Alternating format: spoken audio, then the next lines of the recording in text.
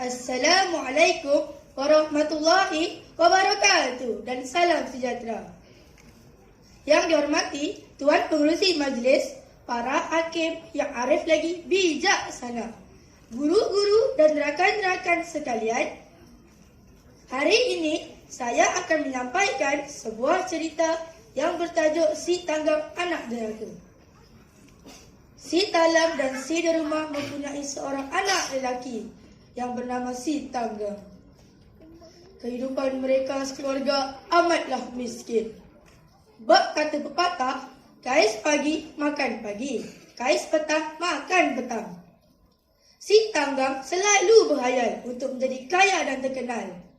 Pada suatu hari, Si Tanggam terlihat sebuah kapal besar berlabuh di muara sungai yang berhampiran dengan rumahnya. Si Tanggam pergi berjumpa dengan nakoda kapal itu dan meminta untuk jadikan anak kapalnya. Nakoda kapal itu terus bersetuju kerana telah melihat kecekapan Si Tanggam bersampan dan bekerja. Walaupun Si Talam dan si Derumah amat keberatan untuk melepaskan Si Tanggam berlayar mengikut kapal nakoda itu, mereka terpaksa mengalah. Si Tanggam berjanji akan kembali ke kampung setelah menjadi kaya. Si Tanggam melakukan apa saja kerja yang diperintahkan oleh nakoda. Nakoda amat suka dengannya kerana dia rajin bekerja. Akhirnya, Si Tanggam pun diambil sebagai anak angkat nakoda. Apabila nakoda menjadi uzur, Si Tanggam pun dilantik sebagai nakoda baru. Dia dipanggil Nakoda Tanggam. Si Tanggam cekap dan pandai berniaga. Namanya menjadi terkenal. Oleh itu, dia dijemput oleh Sultan ke istana.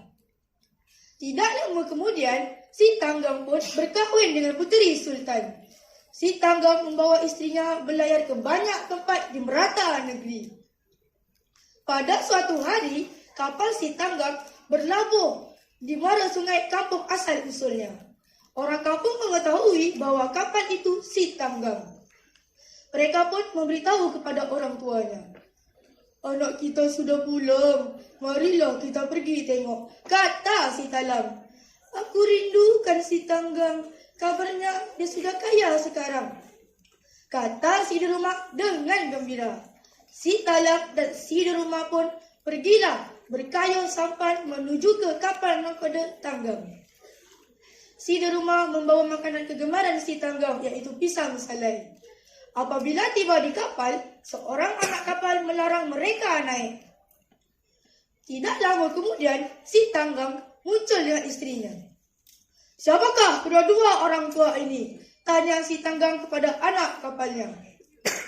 Mereka mengaku sebagai ibu bapa tuan, jawab anak kapal itu.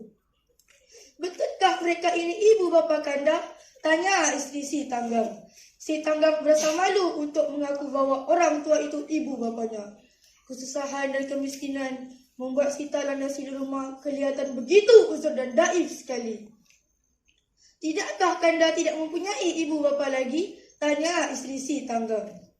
Mereka bukan ibu bapa kanda. Jangan benarkan kedua manusia ini naik ke kapal. Hendik Si Tanggam. Mukanya merah padam kerana malu dan marah.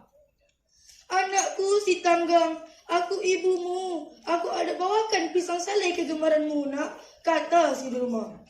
Si Tanggam memukul jari ibunya yang bergayut pada bahagian tepi kapal. Pisang salai yang dibawa ibunya dibuang ke laut. Si Talam dan si Derumah berasa terlalu sedih dan kecewa. Sungguh tidak disangka anak kesayangan mereka telah berubah. Mereka pun berdayung ke tepi. Apabila tiba di daratan, si Derumah memandang ke langit sambil mengangkat kedua belah tangan. Dia berseru, Tuhan, kau tunjukkanlah kepada Si Tanggam bahawa akulah ibu kandungnya. Tiba-tiba, petir berdentum. Angin bertiup kencang. Kapal sedang berlabuh itu terumbang ambing. Ketika itulah Si Tanggam berasa kesal. Dia sedar Tuhan telah memperkenankan doa ibunya. Dia akan menerima balasannya kerana telah menderhaka kepada ibu. Ibu, bergenang air mataku, terbayang wajahmu yang redup sayu. Kudusnya kasih yang engkau hamparkan, bagaikan laut yang tak bertepian. Ibu, ibu, ampunkanlah tanggangku. Tanggang mengaku, tanggang anak ibu. Teriak si tanggang. Akan tetapi si tanggang sudah terlambat. Gelombang yang kuat memecahkan kapalnya. Apabila ribut reda, kapal si tanggang dan semua anak kapal bertukar menjadi batu.